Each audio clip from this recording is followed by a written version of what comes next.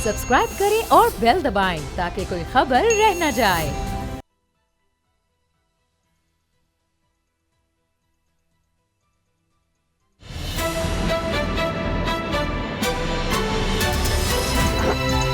अब पता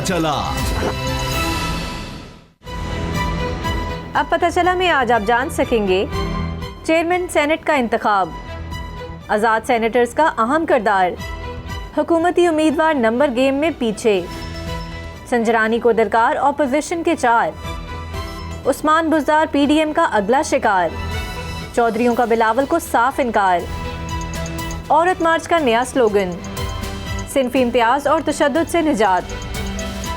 बिस्मिल्लाहिर्रहमानिर्रहीम। मैं हूं असद खरल और आप देख रहे हैं प्रोग्राम अब पता चला। मेरे साथ बाबर डोगर साहब मौजूद हैं और उसामा गाजी साहब भी कुछ देर में ज्वाइन कर लेंगे।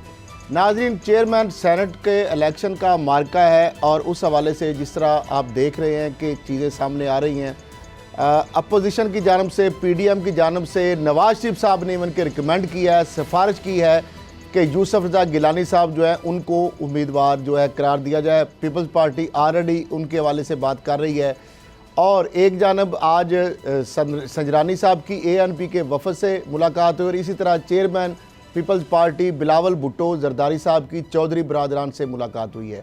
इस मुलाकात में चौधरी शुजात हुसैन, चौधरी परवेज़ लाई, चौधरी मोनस लाई और तारक बशीर चीमा और दीगर काफिले के रहनुमा भी मौजूद थे, जबकि पीपल्स पार्टी के चेयरमैन के साथ भी पीपल्स पार्टी की आला क़यादत के अरकान मौजूद थे।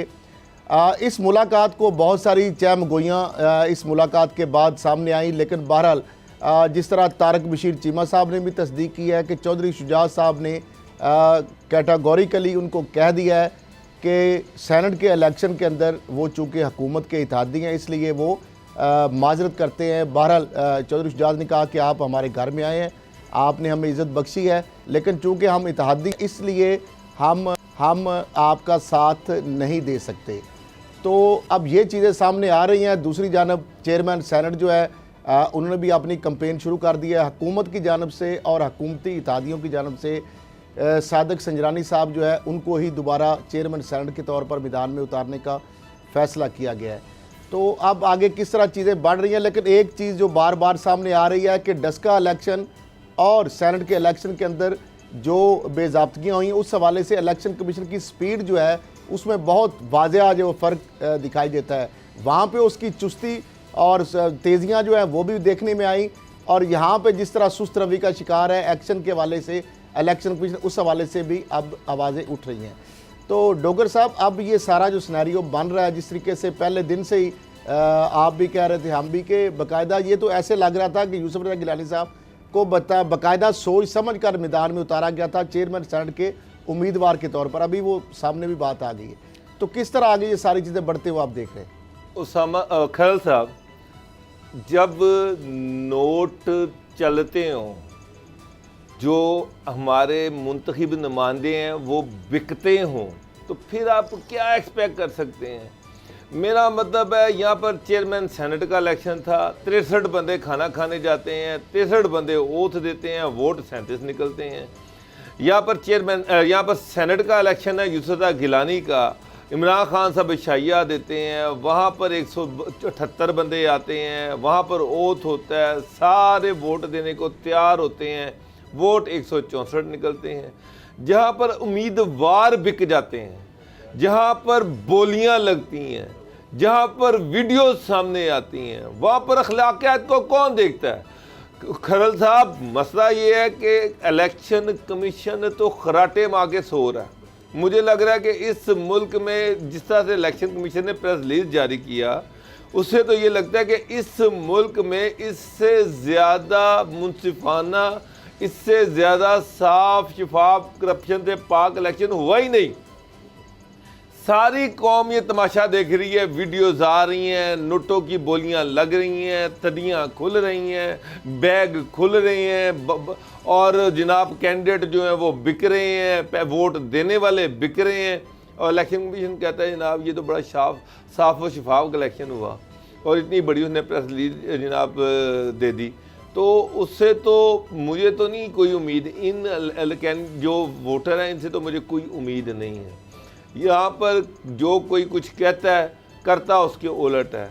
चौधरी कहते हैं कि ना हम वोट डालेंगे, MQM कहती है हम वोट डालेंगे, PTI वाले सारे उम्मीदवार जो वोटर हैं वो भी सारे कह रहे हैं कि जनाब हम अपने अपने अपने संजरानी को वोट डालेंगे। कल आप देखिएगा कि कहने वाले कितने हैं और जो वोट डालते हैं वो कितने निकलते हैं। तो सर मैं तो कोई इस पे तबसरा नहीं कर सकता, मैं तो कोई ये नहीं कह सकता कि कौन जीतेगा कौन हारेगा। उसकी वजह यह है कि एक तरफ इमरान खान साहब है, दूसरी तरफ सिसिलियन माफिया, स्विस माफिया, ये सारे माफिया इकट्ठे हो गए हैं। तो किस तरह से इतने बड़े माफिया का मुकाबला किया जा सकता है? ये पहली दफ़ा मैंने देखा है खैर साहब, ये मैं पहली दफ़ा देख रहा हूँ कि हुकूमती कैंडिडेट्स हार रहे हैं। हुकूमत जो है वो, वरना होता ये कि हुकूमती कैंडिडेट जीता करते हैं।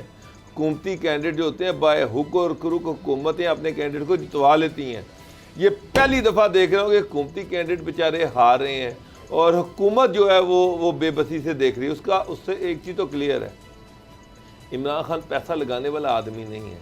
इमरान खान हुकूमत तोड़वा लेगा, ये गंद नहीं डालेगा, ये चोर बाजारी नहीं करेगा, ये मंडी नहीं लगाएगा, ये बकरा मंडी नहीं लगेगी, ये PTI कम से कम ये नहीं करेगी।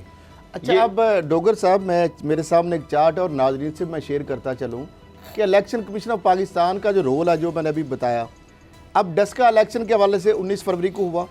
आफ्टर इलेक्शन एलिगेशन रिगिंग के आया तो इलेक्शन कमीशन ने 12 घंटे के अंदर सुबह 3 बजे जनाब नोटिस ले लिया। 24 घंटों के अंदर जो इंक्वायरी रिपोर्ट जो है वो भी मुकम्मल हो गई। विद इन 24 आवर रिज़ल्ट जो है वो रोक लिया गया।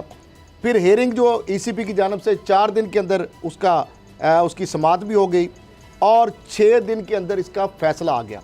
अब ये कंपैरिजन करते हैं सेनेट के इलेक्शन के अंदर इलेक्शन कमीशन का जो रोल है। 3 मार्च को इलेक्शन हुआ।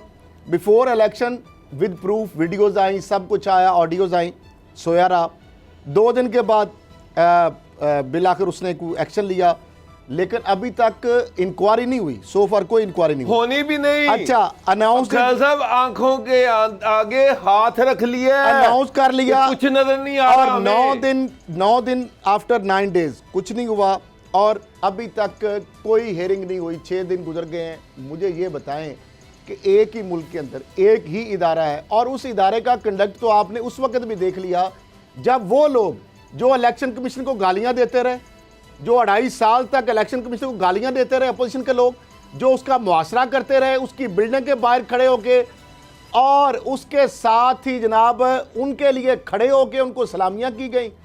तो अब मामला उसामा साहब, बाकी तो अब आप ही देखेंगे कि ये क्या हो रहा है जनाब, कि हमें तो कुछ समझ नहीं आ रही, शायद आपको समझा। सर मैं तो खुद आप दोनों से समझने की कोशिश करता हूं, लेकिन अभी जिस तरह से नजर आ रहा है कि PDM ने चेयरमैन सेनेट के लिए यूसुफ रज़ा गिलानी पर इत्तेफाक कर लिया है, इससे तो लग रहा है कि PDM अब बहुत ज़्यादा मजबूत होगी। लेकिन अंदर कुछ खबरें ये भी मैं देख रहा था आ रही हैं कि कहीं कहीं इख्तलाफ भी है। मिसाल के तौर पर यह कि जी नून लीग गिला कर रही है कि जनाब आपने यूसुफ रज़ा गिलानी को तो जिता दिया, हमारी जो उम्मीदवार थी उसको आपने हरा दिया, उसको आपने वोट नहीं डलने दिए। तो ये फरजाना कौसर को ये क्या गेम हमारे साथ हो गई। अच्छा, उधर से फजलुर रहमान साहब कह रहे हैं और पीपल्स पार्टी कह रही है जी खैबर पख्तूनख्वा में एक सीट हमें मिल सकती थी, नून लीग हाथ कर गई। तो ये इख्तलाफात हैं। फिर अब ये बात भी हो रही है कि लॉन्ग मार्च के लिए सारी जमातें अपने अपने पैसे लेकर आएंगी, अपना अपना जोर लगाएंगी। तो ये आपको लगता है बाबर साहब के इस तरफ इनको कामयाबी मिलेगी यूसुफ रज़ा गिलानी की ये चेयरमैन सेनेट के तौर पर, और उसके बाद ये सारे इख्तलाफात इनके ये वक्ती हैं, डिप्टी चेयरमैन का भी फैसला बड़ी आसानी से हो जाएगा, अपोजिशन लीडर सेनेट में कौन होगा ये भी बड़ी आसानी से हो जाएगा, और लॉन्ग मार्च के लिए भी बड़ा यकसुई से निकल आएंगे सब। उसामा साहब, यहाँ पर जो दिखता है वो बिकता नहीं है। अच्छा, इशू ये है कि आपने जो सारी चीज़ें बताई हैं, यहाँ पर हो क्या रहा है? यहाँ पर हो ये रहा है कि जो जिसकी जेब में नोट चले जाते हैं वो जो मर्जी स्टेटमेंट देता रहे, वोट उसने उधर ही डालना है जिधर से ये नोट आए हैं। ये चीज़ इस्टेब्लिश हो गई हुई है। तो इमरान खान तो नोट लगाने के चक्कर में नहीं है, तो फिर गए तो नून लीग जो गिला कर रही है ना फिर पार्टी के साथ कि जी हमारा कैंडिडेट तो हार गई, हमारी आपका कैंडिडेट जीत गया। हाँ जी। तो बात ये है, वो कहते हैं नोट भी तो हमने ही खर्च किए थे, आपने कौन से खर्च किए हैं? नहीं, डील तो ये हुई थी, टिकट्स नून लीग ने अगर देने हैं तो इस चक्कर में देने थे। यूसुफ रज़ा गिलानी साहब जब गए तो टिकट पीपल पार्टी के वोट तो पूरे निकले ना, इनके 161 वोट ही थे, वो पूरे निकल आए। सर, मसला ये जो ऊपर वोट गए, जो वोट ऊपर गए वो नोटों के जरिए से गए, नोटों के जोर पे गए। अब नून लीग नोट खर्च करे ना और ये कि हमारी कैंडिडेट किसे हार गई, नून लीग को उसके वोट पूरे मिले हैं, फिर पार्टी का कोई एक वोट कम नहीं हुआ। मसला ये जो उससे ऊपर वोट गए हैं वो कहते हैं ना सूखे सूखे नहीं गए सर। अच्छा, अब गिले गए। ब्रेकिंग न्यूज ये भी है असद करल साहब, आप देख रहे हैं बोल न्यूज की स्क्रीन पर ही ब्रेकिंग न्यूज चल रही है। फजलुर रहमान साहब कह रहे हैं इस्तीफे दें, इस्तीफों से लॉन्ग मार्च बड़ा भरपूर हो जाएगा, हुकूमत पर शदीद दबाव आ जाएगा। और कुछ जमातें जो हैं वो फजलुर रहमान साहब का साथ दे रही हैं कि बिल्कुल ठीक है। पीपल्स पार्टी कह रही है ना ना ना, ना। 11 में वो जमातें साथ दे रही हैं जिस तरह मौलाना फजलुर रहमान साहब की सूरत हाल है पार्लियामेंट, जिनके पास को अगर नहीं है कोई अरकान जिनके असम्बलियों में, वो तो कह सकती है ना पीपल्स पार्टी इस्तीफे देगी ना नून लीग इस्तीफे देगी। ये इस्तीफों का ड्रामा पहले भी चल नून लीग भी नहीं देगी, कब देगी? कहाँ देने वाली कोई पोजीशन नजर आ रही है? अगर इस्तीफे ही देने होते, जिमनी इलेक्शन उन्होंने लड़ा, सेनेट इलेक्शन उन्होंने लड़ा, उसके बाद इस्तीफों वाली, अब अगर नून लीग इतनी पीपल्स पार्टी जो है वो इस्तीफा तो नहीं देगी, तो पीपल्स पार्टी इस्तीफा नहीं देगी तो नून लीग मुझे नहीं नजर आता, क्योंकि अकेली कोई भी जमात अगर इस्तीफा देती भी तो उसका तो इम्पैक्ट नहीं आएगा। पीपल्स पार्टी के बगैर नून लीग किस तरह इस्तीफा दे सकती? पीपल्स पार्टी इस्तीफा देने के लिए तैयार नहीं होगी। तो मौलाना फजलुर रहमान साहब पहले भी ये ट्रेलर चला चुके हैं, वो नाकाम हो गया, दोबारा फिर वो उन्होंने चलाने की कोशिश की है। अब लॉन्ग मार्च से भागने की कोशिश करेंगे ना, ये इस्तीफों वाला फिर ड्रामा क्यों आ गया? जब पहले इस्तीफों से लेके लॉन्ग मार्च तक चले गए, अब लॉन्ग मार्च से फिर वापस रिवर्स इस्तीफों पे आ रहे हैं। तो मामला ये है कि ये वही ट्रक की बत्ती है जिसके पीछे कौम को लगाया हुआ है। 2023 तक जरदारी साहब ने इसी तनख्वाह पर इनसे काम करवाना है, नून लीग से भी और मौलाना फजलुर रहमान साहब से भी जी। और ये जो आप कह रहे हैं ना कि पंजाब के अंदर ये सारे जो मामलात आ रहे हैं, पंजाब के अंदर आप नोट लगा लेना, नून लीग लगाए नोट, करे मेहनत, जिस तरह उन्होंने गिलानी साहब को जिताया है बरमला, उन्होंने दावा किया कि हम जीतेंगे, हमने पैसे लगाने हैं, ऊपर वीडियो भी आई, सब कुछ हुई। तो यहाँ पे मामला ये है कि इनके पास अब इन्वेस्टर नहीं है, इनकी अपनी हुकूमत होती है पंजाब में या मरकज में, फिर तो बड़े बड़े ठेकेदार, बड़े बड़े लैंड ग्रैबर, बड़े बड़े टाइकोन, बड़े बड़े बिजनेसमैन जो हैं, बड़े बड़े ठेकेदार जो आ जाते सामने, वो बोरियां खुल जाते मुंह। अब ये तो पल्ले से बुखार उतार देने की किसी को तैयार नहीं है। अब इनसे आप ये तोको करें कि ये पंजाब में को अदम इत्मीनान की बुजदार साहब के खिलाफ अच्छा, इस पर आगे बात करते हैं सर, ब्रेक के बाद इस पर बात करते हैं। पंजाब अगला टारगेट है, लेकिन अभी जो हो रहा है, अभी इजलास के हवाले से जो खबरें आ रही हैं बाबर डोगर साहब, उसमें तो देखिए ना, नवाज शरीफ साहब तो आज अप्रिशिएट कर रहे हैं बिलावल भुट्टो को, जरदारी साहब को, कि यूसुफ रज़ा गिलानी को जितवा कर वाकई आपने सियासत में हलचल मचा दी है, ये तो बड़ा ज़बरदस्त काम हो गया है। तो ये आज मियां नवाज शरीफ बिल्कुल जरदारी साहब के पीछे पीछे हाथ बांध कर चल रहे हैं और समझ रहे हैं वाकई जरदारी सब पर भारी। ये वही हुआ कि इलेक्शन का 2008 में बाइकआउट करने जा रहे थे और जरदारी साहब ने बनाया कि बाइकआउट ना करो, तो आज नवाज शरीफ साहब को समझ आ गया कि नहीं, जरदारी के पीछे ही चलना है। तो आज इमामत असल में जरदारी साहब कर रहे हैं, फजलुर रहमान साहब को सिर्फ वैसी लॉलीपॉप दिया हुआ है। उसामा साहब, जरदारी ने इनको, आसिफ अली जरदारी ने जो इनको समझाया था वो उसका फ़ायदा हुआ, नुकसान कोई नहीं हुआ। इस्तीफ़े देने से ये जो डस्का का इलेक्शन था या जितने भी इलेक्शन हुए हैं जिसमें पीटीआई हारी है, तो उससे पीटीआई का ग्राफ तो नीचे आया। फिर सेनेट का इलेक्शन देख रहे हैं, नून लीग तो कहती है उसका बायकॉट करें। सेनेट के इलेक्शन में गिलानी जीत गया, हफीज शेख हार गया, उससे भी पीटीआई हिट हुई। अब चेयरमैन सेनेट का इलेक्शन है, तो नवाज शरीफ को अब समझ लग गई है कि इन रह कर ही आप कोई तब्दीली ला सकते हैं या चेंज ला सकते हैं।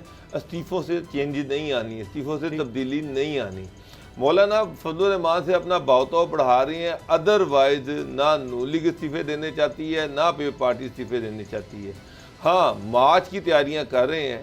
आज मैं असम्बली में गया तो वहाँ पर बड़ी ये बातचीत चल रही थी कि एमपीए से कहा गया कि आपने 2 लाख रुपए देने हैं, 2 लाख रुपया फी एमपीए, अच्छा, और 5 लाख रुपया फी एमएनए दे ताकि लॉन्ग मार्च की तैयारी शुरू करें। जी, पंजाब में अब देखें ना कि 160 के करीब तो एमपीएज हैं। अगर 160 के करीब एमपीएज हैं तो 3-4 करोड़ रुपया तो वही बन गया। कोई 100 के करीब इनके एमएनएज भी हैं, तो वो भी अगर देखें तो 5-6 करोड़ रुपए, 8-9 करोड़ रुपया या सेनेटर्स वगैरह मिला मिलू के 8-10 करोड़ रुपया इकट्ठा कर लेंगे बड़े आराम से।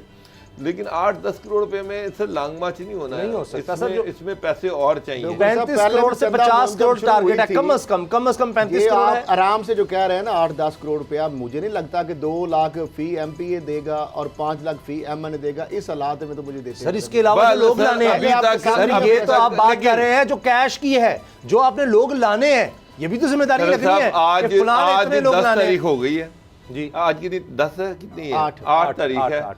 और अभी तक ये जो बात है, ये मैंने एक मिनिस्टर ने मुझे, एक अहम बंदे ने बताई है नून लीग के, कि 5 लाख और 2 लाख का फैसला हुआ, अभी उनको कन्वे नहीं किया गया। पंजाब में इलेक्शन के हवाले से जो तैयारियां हैं वो अभी लॉन्ग मार्च के हवाले से तैयारियां जीरो हैं। अभी तक कोई तैयारी नहीं। हाँ, सिंध में तैयारियां स्टार्ट हो चुकी हैं लॉन्ग मार्च की, वहां से ऑफिशियली वहां से लॉन्ग मार्च की पार्टी ने तैयारियां शुरू कर दी हैं, लेकिन अभी तक नून लीग के अंदर मुझे कोई मोबिलाइजेशन की एक रैली निकालेंगे, बिलावल साहब हाथ लाते अपने सिंध से, इस्तीफों के बगैर को फायदा होगा पंजाब के और आगे नून लीग के खाते में डाल देंगे। उसके बाद इस्लामाबाद में देखेंगे अगर कोई भरपूर हो गया, जिस तरह उन्होंने कहा था कि अगर भरपूर हुई तादाद, वो लाना आपकी जिम्मेदारी है। वो सिंध के अंदर अंदर रहेंगे, उधर जहाँ पे रिसोर्सेज अपने, अपनी गाड़ियाँ, अपने बंदे, अपने वहाँ पे सारा सूरत हाल इंटीरियर सिंध से आगे कश्मीर में जो ही पंजाब में दाखिल होंगे, वहाँ से वो माइनस हो जाएंगे। बड़े बड़े शहरों में 1-2 में शायद कोई अगर कोई सूरत हाल बन गई तो वो रैलियों से खिताब कर लेंगे। मामला ये है कि अभी आप देखें कि बिलावल साहब आए हैं यहाँ पे, चौधरी बरादरान से मुलाकात की, उन्होंने हमजा शहबाज से मुलाकात की। अब अचानक से जरदारी साहब की, हमजा शहबाज की, शहबाज शरीफ साहब की, बिलावल भुट्टो जरदारी साहब की मुलाकातों की अब निकालें तो काफ़ी मुलाकातें भी हुई हैं, राब्ते भी हुए टेलीफोन। अच्छा, अब नवाज शरीफ साहब का जरदारी साहब से राब्ता हुआ और जिस तरह उन्होंने कहा कि जनाब गिलानी साहब कोई आप बना दें जनाब, वही गिलानी साहब जिनके बारे में उनको निकलवाने के लिए काला कोट पहन के नवाज शरीफ साहब पहुंच गए मेमो गेट स्कैंडल के अंदर, वही गिलानी साहब जिनके बारे में नवाज शरीफ साहब गला फाड़ फाड़ कहते थे कि पहले सीट से उतरो, पहले अदालती फैसला मानो, फिर उसके बाद को बात करो। तो वही जरदारी साहब जो नवाज शरीफ को कहते थे कि तुम भर्ती का बोझ हो, नासूर हो, और तुम्हें माफ़ अगर किया तो मुझे अल्लाह भी माफ़ नहीं करेगा। वही शहबाज शरीफ साहब थे जो कहते थे कि एक जरदारी और जो बड़ी बीमारी, और जो कह रहे थे कि मैं लाड़काना और पता नहीं कौन कौन सी सड़कों पे घसीटूंगा। फिर वो बिलावल हाउस में गए और सारा, अब बिलावल भुट्टो जरदारी साहब। तो मामला ये है कि ये तो बात समझ अब आ गई, जो इमरान खान साहब कहते थे कि ये सारे इकट्ठे हैं और ये सारे चोर डाकू जब भी इनके मफादात के ऊपर कोई जाक पड़ती है तो जनाब ये इकट्ठे हो जाते हैं। अब आप देख ले, ये मरियम साहबा कहती थी कि आप जरदारी को वोट डालोगे तो इमरान खान के बॉक्स से निकलेगा, इमरान खान को डालोगे तो जरदारी साहब, इमरान जरदारी भाई अभी इकट्ठे। तो कौन सच्चा कौन झूठा अब ये पूरी कौम जान चुकी है। इनके क्लिप्स मौजूद है, रिकॉर्ड पे मौजूद है, बार बार लोग इनको रियलाइज कराते हैं। कौम अब भूलने वाली नहीं, कितनी देर तक कौम को अब बेवकूफ। अब तो बहन भाई है ना, तो अब 4 वोटों का फर्क है। यहाँ पे फिर वही नोट चलेंगे। अच्छा, यहाँ पे फिर वो सौदे होंगे, जो सूरत हाल बनेगी। इमरान खान साहब अगर चाहें तो आराम से चेयरमैन सेनेट बना सकते हैं। संजरानी साहब पर छोड़ दिया, उनके पास है, देखें हुकूमतें 3 उनके पास हैं, सूबे वफाकी हुकूमत उनके पास है। वो सिर्फ MNA को या अरकान सम जो भी वोटर्स हैं उनको सिर्फ यही कहे कि आपको तरक्याती फंड जो है मैं दे देता हूँ। तो MNA या किसी भी रुकन के लिए, किसी भी सेंटर के लिए सबसे बड़ी एक ब्राइब होती है, अपॉर्चुनिटी होती है कि वो डेवलपमेंट फंड अगर उसके मिलेंगे तो देन ही अगले इलेक्शन में को मुंह दिखाने के काबिल होगा। नहीं, मैं ऐसे डिसएग्री करता हूँ।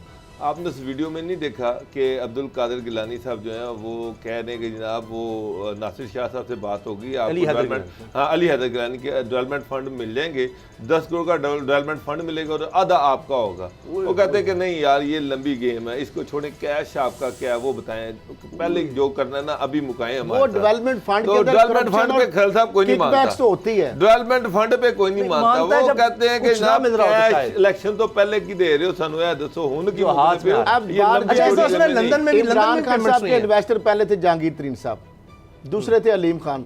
मेरा नहीं ख्याल कि अलीम खान इस हालत में भी वो दोबारा इन्वेस्ट करने के मूड में होंगे। जुल्फी बुखारी साहब, आज़म स्वाति साहब भी जब JUIF में होते थे सुना तब बड़े वो इस तरह से बड़े इन्वेस्टर पहले अलीम खान थे और जहांगीर तरीन थे, 2 बड़े इन्वेस्टर थे। ऐसे ही है, तो वो मायूस होकर बैठे हुए। मेरा ख्याल है जहांगीर तरीन तो वैसे ही जिस तरह के उनके साथ सलूक किया गया, और अलीम खान तरीन जो है फैसल वाडा साहब को देखें सेंटर बनाया है, तो फैसल वाडा साहब को पहले इतना मैंने समझता कि करोड़ रुपए पार्टी के लिए उन्होंने कुछ झोंके हो। हर बंदा अपने मफाद के लिए आता है, उनके बिजनेस और जो जायदादें हैं उनकी अमेरिका में और इधर उधर की जो अच्छा, ये बताएं बाबर डोगर साहब कि अभी जो है, अभी तो जो खबर चल रही है हमारे भी स्क्रीन पर वो ये है कि नून लीग हिमायत कर रही है अभी भी इस्तीफों की। ये सिर्फ कहने के लिए हिमायत है फजलुर रहमान साहब की, या वाकई ये जेन्युइनली समझ रहे हैं कि सारे इस्तीफे दे देंगे? ये डस्के में जो कुछ हुआ है उसके बाद, जो सेनेट में जोड़ तोड़ जितना किया है उसके बाद, ये अपने सेनेटर्स भी वहाँ से मुस्ताफ़ी करवा देंगे, पंजाब असम्बली सबको मुस्ताफ़ी करवा देंगे। और क्या फजलुर रहमान साहब इतने सादा, इतने मासूम हैं कि इस बात को अब 6-8 महीने हो चले हैं ये पीडीएम के सारे चक्कर को, तब से जो लारा लगाया हुआ पीपल्स पार्टी ने, अच्छा देखेंगे, हर दफ़ा लामी में आ जाता है जी फिलहाल इस्तीफों का मामला मुशावरत से फिर आगे देखा जाएगा। जब ज़िमनी इलेक्शन में आपने इतना इन्वेस्ट कर दिया, आपने सेनेट इलेक्शन में इतना इन्वेस्ट कर दिया, मैं सिर्फ पैसे की इन्वेस्टमेंट की बात नहीं कर रहा, वैसे भी आप देखें ना, आप पूरा एक अब लोगों को मुतहर्रिक करना, लोगों को मोबिलाइज करना, जो भी आपने करना है, और उसके बाद आप इस्तीफे देने के लिए जा रहे हैं। ये तो बात मुझ जैसे, यानी मुझे कोई इतनी समझ तो नहीं है पॉलिटिक्स की, लेकिन ये तो मुझे भी नजर आ रहा है कि जब आप इलेक्शन में जा रहे हैं, सारा कुछ कह रहे हैं, इसका मतलब इस्तीफों की नीयत नहीं है। कौन देगा? आज आ रहे हैं और उसके बाद हफ्ते बाद आप कहें जी मैं इस्तीफे के लिए सेनेटर बन रहा हूँ। खैर साहब, सॉरी उसामा साहब, एक चीज़ मैं आपको बता दूं, आज मैं पंजाब असम्बली गया हुआ था, सादे में एमपी के पास बैठा था, कोई एक एमपीए या एमएनए इनके कहने पे इस्तीफ़ा देने को तैयार नहीं है। मैं आपको ये बात फिर दोबारा कह रहा हूँ कि नून लीग में कोई एक एमपीए मरियम नवाज के कहने पे इस्तीफ़ा देने को तैयार नहीं है। मुझे बहुत सारे एमपीज मिले हैं, उनको यकीन है कि इमरान खान ने 5 साल पूरे करने हैं। अच्छा, पंजाब गवर्नमेंट ने भी पूरे करने हैं। यहाँ पे कुछ नहीं होना, इक़्तिदार इनको नहीं मिलना। बाबर साहब, मुझे ब्रेक यहीं से गुफ्तगू आगे बढ़ाएंगे और ख़ास तौर पर पंजाब की बात करेंगे। बुज़दार साहब कितने ख़तरे में अब, जबकि चौधरी बिरादरान ने तो साफ इनकार कर दिया बिलावल साहब को। ब्रेक के बाद बात करते हैं।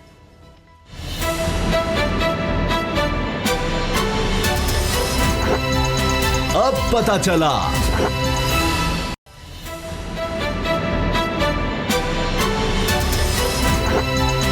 अब पता चला।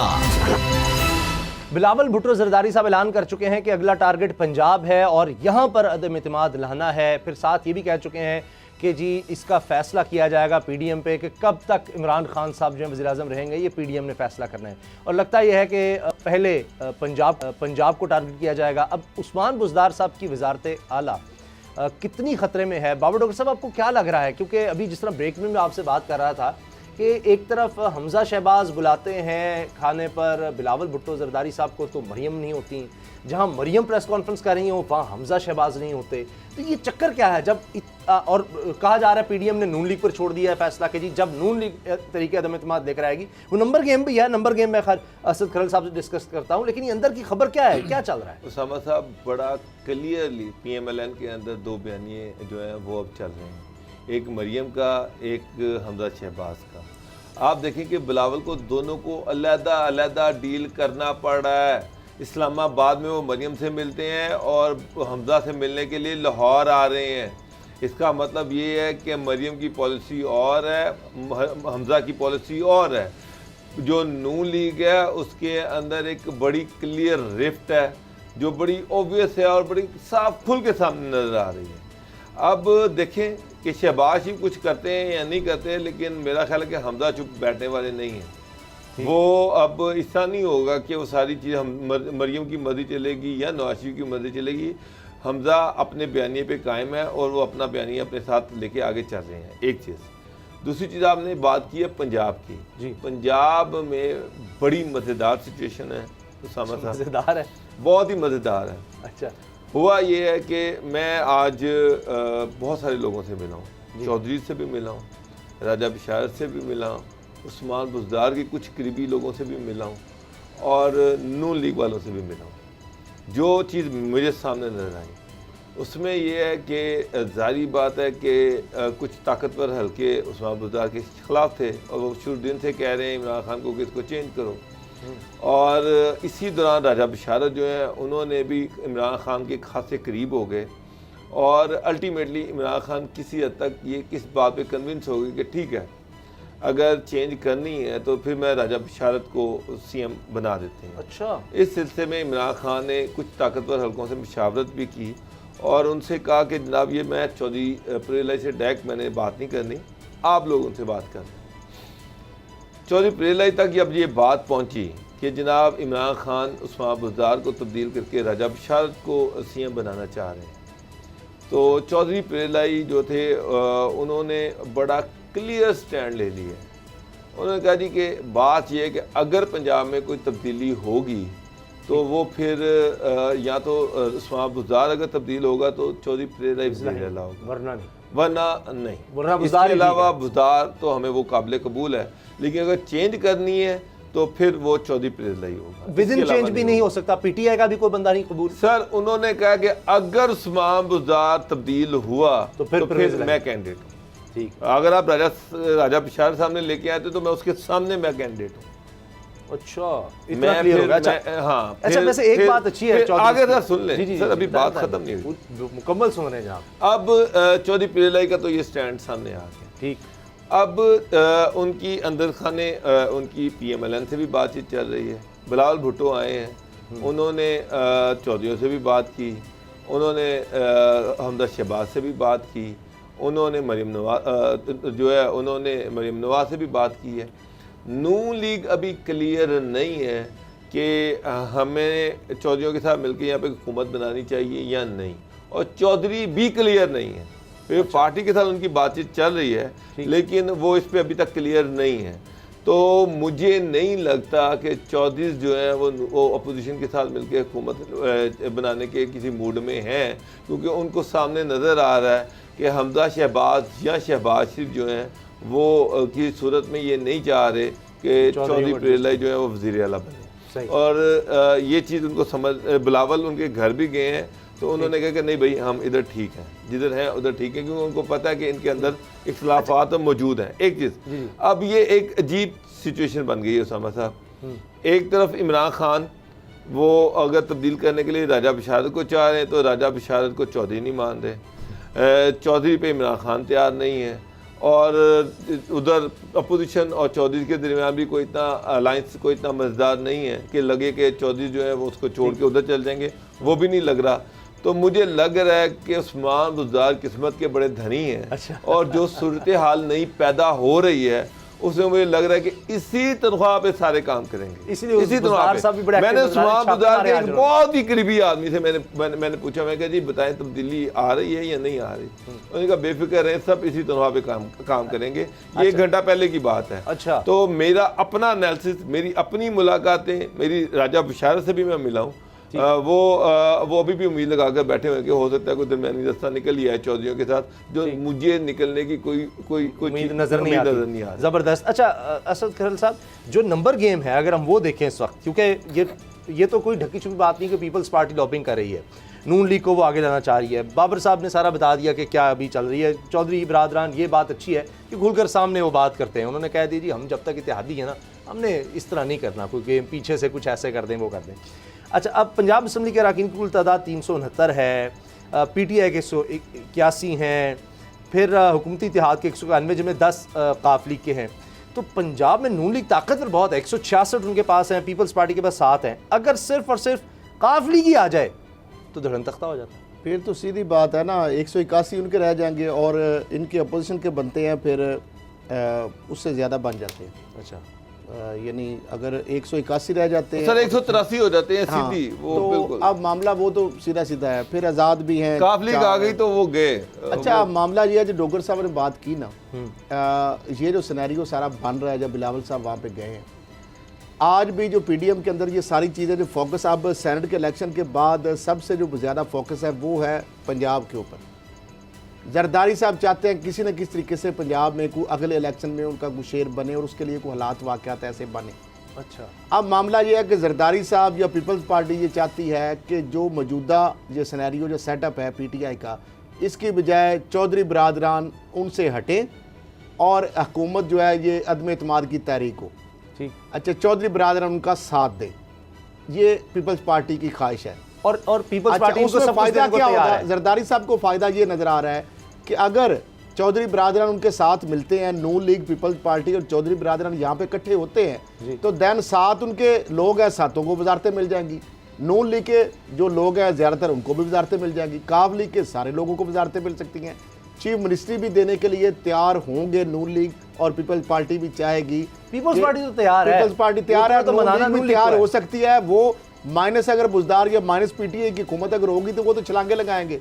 वो तो पहले भी ऑफरें कर चुके हैं इस तरह की, चौधरी नहीं माने थे। अब मामला ये है कि दूसरी जो बात इन्होंने की है कि राजा बिशारत की, बिल्कुल ये बात 100% ठीक है कि अगर बुज़दार साहब के साथ 100% हैं, वो कई दफ़ा क्राइसिस आया, चौधरी बरादरान खुल के सामने आया कि हम बुज़दार के साथ खड़े हैं और आखिरी वक्त तक हम खड़े रहेंगे, जिस तरह इमरान खान साहब ने कहा। अब अगर बुज़दार साहब को तब्दील किया जाता है तो फिर जारी बात है, ये एक इखलाकी बात भी है कि चौधरी बरादरान का पहला हक है कि उनको मौका फिर दिया जाए। अगर पीटीआई का बंदा तब्दील किया जाता है, हालांकि वो भी बाहर से आए हैं, कोई पीटीआई के नजरियाती या कोई कारकुन बुनियादी नहीं नंबर है। गेम में नहीं ना आते। अब नंबर कहाँ गेम की बात ये है कि अगर पीटीआई बुज़दार साहब 181 लोग, कहाँ 10 लोग, ये बहुत देखिए, फर्क है सर। बुज़दार साहब को अगर हटाया जाता है तो फिर चौधरी बरादरान का क्लेम तो बनता है ना। वो तो नहीं कह रहे हटाएं, वो तो कह रहे हैं हम साथ खड़े हैं, लेकिन उनके अलावा अगर किसी को बनाना है तो फिर वो जारी बात है उनका हक बनता है और वो क्लेम करेंगे। अच्छा, आप कह रहे हैं तादाद, अगर पहले तो ऐसी बात अभी दूर दूर तक नहीं है कि जो ना डोगर साहब ने कहा ना मैं कह रहा हूँ कि चौधरी को छोड़ के जा रहे हैं इनको। वो तो सेनेट के इलेक्शन में आपके सामने उन्होंने ओपनली जवाब दिया है कि हम आपकी सपोर्ट नहीं कर सकते क्योंकि हमारा इत्तेहाद है। और इससे पहले चौधरी परवेज लाई, चौधरी मोनस लाई, मुतअद्दिद दफ़ा राजा तारक बशीर जो है वो बयान दे चुके हैं कि इलेक्शन ये 2023 तक हमारा इत्तेहाद है चूँकि, और इस हवाले से जितने भी हमारे मामलात हैं वो हमारी तरफ से हमारी तरफ से तरीके इंसाफ हमें धक्का दे तो और बात है, लेकिन तो ये इस फिर हद तक होगा क्या जब पीपल्स पार्टी की ख्वाहिश है। अब पीपल्स पार्टी चाहती है मियां सिर्फ नवाज शरीफ एक्सपोज साहब करना पीपल्स चाहती पार्टी के है। पीछे खड़े हैं, वो कहते हैं वो बिल्कुल सही सोच है। 2023 तक इसी तनख्वाह पे काम करवाने के लिए एक पत्ता है जो जरदारी साहब ने फेंका है, दानिस्ता फेंका है, जिस तरह उन्होंने कहा था कि नवाज शरीफ की वापसी से मशरूत है इस्तीफे।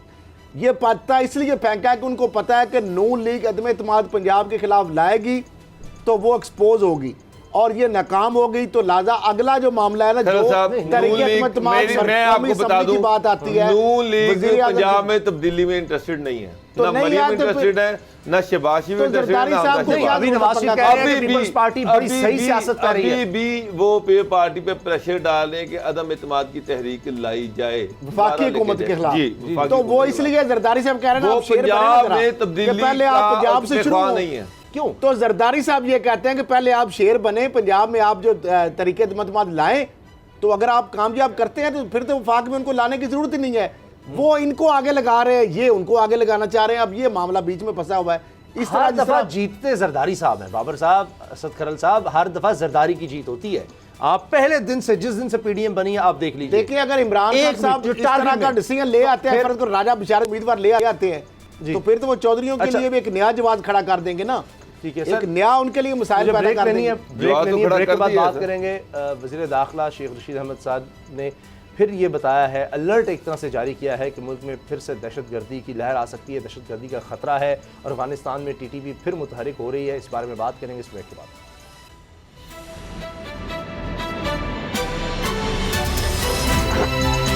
अब पता चला।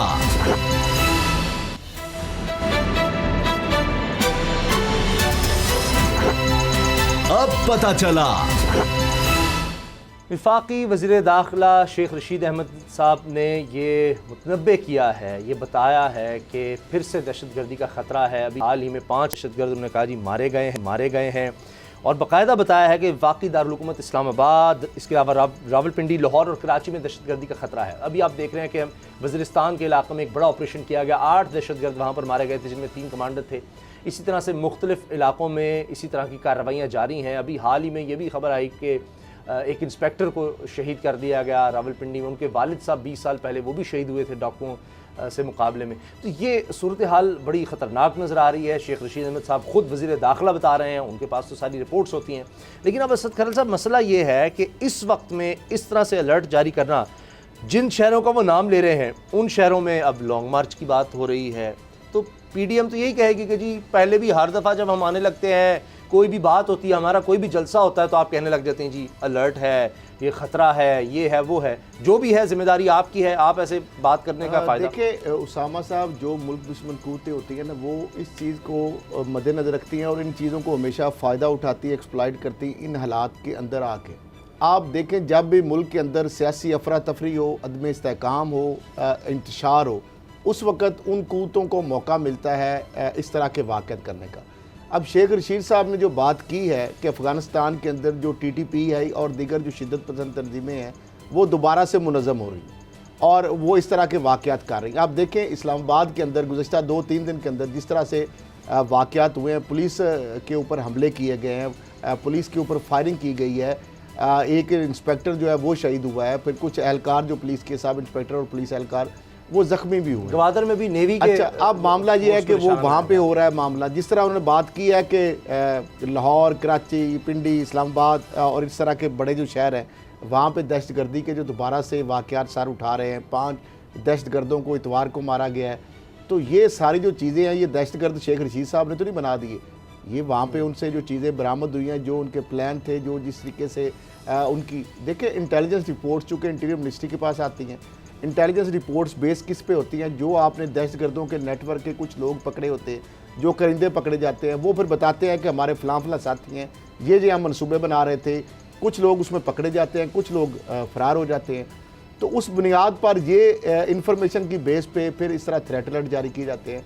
तो ये चीज़ें तो हैं, क्योंकि देखें मुल्क जो दुश्मन हमारी कूदते हैं, जो भारत है, आपको पता है पहले भी उसको एक आंख नहीं बाता। पाकिस्तान के अंदर जो अमन आया है, कराची के अंदर जो अमन आया है, यहाँ पे सरमायाकारी आ रही है, सेहत के हवाले से पाकिस्तान का एक दर्जा जिस तरह फेवरेट कंट्री करार दिया गया है, तो सी पैक का मनसूबा चल रहा है। तो वो तो कभी नहीं चाहेंगे कि पाकिस्तान के अंदर इस्तेकाम हो, पाकिस्तान के अंदर सरमायाकारी आए, पाकिस्तान के अंदर इस तरह के फॉरेन इन्वेस्टर आए, टूरिस्ट जो है उसको टूरिज़म को जो मिले यहाँ पे जो बड़े यहाँ पे इनकरेज हो, तो वो इस तरह की चीज़ें तो करवाएंगे। और भारत जो है अफ़गानिस्तान की सरजमीन हमेशा वो इस्तेमाल करता है। पहले भी आपके सामने नेटवर्क पकड़े गए, कलभूषण और अब तो कौम मुत्तहिदा ने कहा है, कौम मुत्तहिदा की रिपोर्ट है कि वहाँ पर अफगानिस्तान से पाकिस्तान में दहशतगर्दी हो रही है। अब मामला ये है कि शेख रशीद साहब अगर ये बात आप जोड़ लेंगे कि जनाब वो लॉन्ग मार्च की वजह से इस तरह की बात कर रहे हैं, मैं नहीं समझता ये किस तरीके से भी दुरुस्त है। ये कौमी मामला है, सलामती का मामला है, सिक्योरिटी का मामला है, इसको उस चीज़ से जोड़कर ये तो दुश्मन कूतों को फ़ायदा देने की बात हो, क्योंकि सारी आपकी लॉ इन्फोर्समेंट जैसी जो है उनका फोकस होता है इस तरह की सियासी तकरीबात के ऊपर, जिस तरह लॉन्ग मार्च होता है उनको सिक्योरिटी देने के ऊपर, लेकिन और वो फिर उनको मौका मिल जाता है और वो इस तरह की कार्रवाई। हालात बहुत बेहतर हो गए पहले से, बहुत बेहतर हो गए हैं। लेकिन हमने माजी में देखा इस तरह के अलर्ट थे, फिर जिस तरह सानिया कारसाज हुआ, इवन के जब इमरान खान साहब ने धरना दिया था, जब वो तहरीक किया था एहतजाज, उस वक्त भी धमाके हो रहे थे, दहशतगर्दी की कार्रवाई हो रही थी। सानिया APS भी उसी वक्त की हुकूमत करने दिया। तो यही तो बात है कि हुकूमत का काम है, PDM साहब कह देती है बाबर साहब के जी हुकूमत का काम है सिक्योरिटी प्रोवाइड करना, ये अलर्ट्स जारी करने का कोई फ़ायदा नहीं है, अलर्ट जारी करके हमें डराने की कोशिश न की जाए। अब ये कराची से लॉन्ग मार्च शुरू होना है, 26 को शुरू हो रहा है, 30 तारीख का कहा जा रहा है, इसके लगभग उन्हें इस्लामाबाद पहुंचना है। तो ऐसे वक्त में तो ये साफ कहेंगे जी ये तो डिस्करेज करने के लिए लोग ना आए, लोगों को डराया जा रहा है, ये इस वजह से शेख रशीद साहब ये कर रहे हैं। उसामा साहब, इसमें कोई शक नहीं है कि दहशतगर्दों के साथ जो एक पूरा उनके साथ लड़ाई हो रही है वो दोबारा इकट्ठे हो रहे हैं। अभी 2 दिन पहले आप देखेंगे 3-4 दहशतगर्द जो थे, ख़तरनाक दहशतगर्द जो थे वो मारे गए हैं। तो और दहशतगर्द जो है वो दोबारा इंटेलिजेंस रिपोर्ट से ही अफगानिस्तान में इकट्ठे हो रहे हैं और वो फिर पाकिस्तान में के बड़े शहरों को टारगेट करने की कोशिश कर रहे हैं। अभी गवादर में लेकिन उसामा साहब, बदकिस्मती ये है कि ये पॉलिटिकल पार्टीज जो हैं वो इस चीज़ को खातिर में नहीं लाती हैं। ये सारी पॉलिटिकल पार्टीज इसी तरह से हैं। PTI जब थी उस वक्त नून लीग से इस तरह के अलर्ट जारी होते रहते थे, ठीक थे या गलत थे जो भी था, लेकिन अलर्ट्स उस वक्त जारी होते थे कि जनाब दहशतगर्दी का ख़तरा है। अगर उन्होंने लाहौर में जलसा करना तो लाहौर में ख़तरा है, रावलपिंडी में करना तो रावलपिंडी में ख़तरा है। वही चीज़ जो है वो अब हो रही है। लेकिन ये लॉन्ग मार्च हो या शॉर्ट मार्च हो, ये आपको पता है ये रुकते नहीं हैं, इससे ये तो होने ही होने हैं। लेकिन एक चीज़ है कि हमारे अफवाज पाकिस्तान ने जाने देकर दहशतगर्दी को ख़त्म किया है। इस दफ़ा फिर वो दहशतगर्दी को ख़त्म करेंगे। वो लड़ रहे हैं, वो विजिलेंट हैं, वो बॉर्डर्स पर बैठे हुए हैं और वो पाकिस्तान के दुश्मन जो हैं उन पर नज़र रख कर बैठे हुए हैं। तो लेकिन बाबर साहब, मुझे यहाँ पर एक चीज़ का दुख होता है बहुत ज़्यादा कि मरीम साहब आप जहाँ भी बात करती हैं वो ज़रूर एजेंसीज को टारगेट करती हैं और सबको पता है कि वो उनका कौन किसको टारगेट कर रही हैं। फिर जी आप मुलाकात ना करें, इदारों बदनाम हो रहे हैं, ये हो रहे हैं, वो जब एक मौके पर आपको पता है कि सारी तवज्जो उनकी उस तरफ है, तो अब किसको नहीं पता। फिर खुद मानते हैं जी डस्का इलेक्शन जिस तरह, फिर खुद कहा कि हाँ जी न्यूट्रल थे जी, ये अब आकर हो गए। जहाँ कोई उनको लगता है अफसोसनाक है, उनकी आखिरी तकरीर देख लें जो उन्होंने इस्लामाबाद में की, उसमें भी उन्होंने अदारों को टारगेट किया। वो जो भी सुना रही थी वो अदारों को सुना रही थी, जानबूझ के अदारों को सियासत में घसीट रही हैं। जानबूझकर ऐसे वक्त में जबकि अदारे न्यूट्रल हैं और चीज़ें नज़र आ रही हैं कि न्यूट्रल हैं, इसके बावजूद एक प्लानिंग के तहत, एक मंसूबे के तहत अदारों को सियासत में मुलव्वस करने की कोशिश की जा रही है ताकि फ़ौजी जवान जो बॉर्डर पे बैठे हुए हैं वो डिमोरलाइज हों, ताकि वो बेचारे जो है जो दिन रात मुल्क की खिदमत कर रहे हैं उनके हौसले पस्त हों। तो साथ साथ उनके हौसले तो पस्त नहीं होने वाले। कौम जो है वो दारों के साथ खड़ी हुई है, कौम फ़ौज पाकिस्तान के साथ खड़ी हुई है। ये जितनी मज़ीद कोशिश कर लें कौम जो है वो पीछे हटने को तैयार नहीं है। लोगों को पता है कि ये जो अमन है ये किस वजह से आया, किसकी वजह से आया, किसने जानों की कुर्बानियाँ दी। ये जो बेचारे जवान माओ के बेटे थे, जब उनकी डेड बॉडीज़ आ रही थी तो सारी कौम ने देखा कि किस तरह से शहादतें हुई और किस तरह से माओ ने अपने बच्चों, बूढ़े वालिदैन ने अपने बच्चों की लाशें उठाई। तो ये सारे फ़ौजी जवान थे और ये लोग तो इनको तो इतनी तौफीक नहीं हुई कि ये उनके घरों में जाके उनके वालिदैन को दिलासा दे देते। वैसे उनको इनके दिलासों की ज़रूरत नहीं है। यहाँ तक तो जिनका इकलौता बेटा शहीद हुआ तो उस वालदा ने कहा कि अगर मेरा दूसरा बेटा भी होता तो मैं उसको भी शहादत के लिए भेज देती। यहाँ पर तो इतने बड़े जज्बे हैं, इतने बड़े हौसले हैं उन वालिदैन के। तो मेरा ख्याल है कि कौम को उनको खराज तहसीन कौम पेश करती है, कौम उनके साथ खड़ी हुई है। अब 23 मार्च भी आ रहा है, उस पर भी बड़ा भरपूर मुजाहरा होगा डिसिप्लिन का और सारी कौम देखेगी।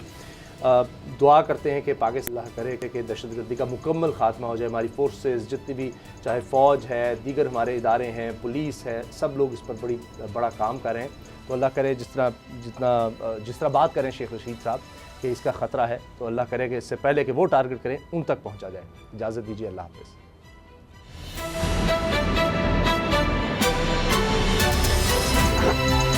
अब पता चला। सब्सक्राइब करें और बेल दबाएं ताकि कोई खबर रह न जाए।